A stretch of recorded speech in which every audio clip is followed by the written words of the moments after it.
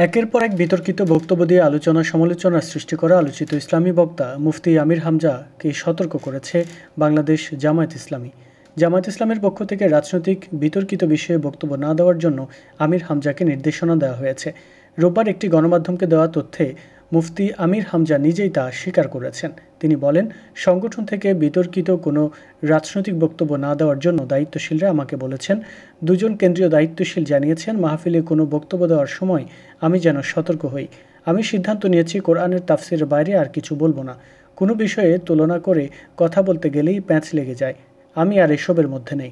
সাম্প্রতিক বক্তব্যের বিষয়ে আমির হামজা বলেন, সম্প্রতি ঢাকা বিশ্ববিদ্যালয়ের মহসিন হলে আজান দেওয়া নিয়ে আমার বক্তব্যের সমালোচনা হচ্ছে। সলিমুল্লাহ মুসলিম হলের নাম বলতে গিয়ে মহসিন হলের নাম বলে ফেলেছি। এটা মুখ ফসকে হয়ে গেছে। আমি এজন্য ক্ষমা প্রার্থী। মহসিন হলে নিষিদ্ধ ছাত্রলীগের জামানায় অনেক জুলুম অত্যাচার হয়েছে। বাথরুমে দাঁড়িয়ে নামাজ আদায় করার ঘটনা ছাত্রদের কাছে শুনেছি। এমন তো না সেখানে কোনো জুলুম হয়নি, কিন্তু আমার এভাবে বলা উচিত হয়নি। আগামীতে সতর্ক থাকব।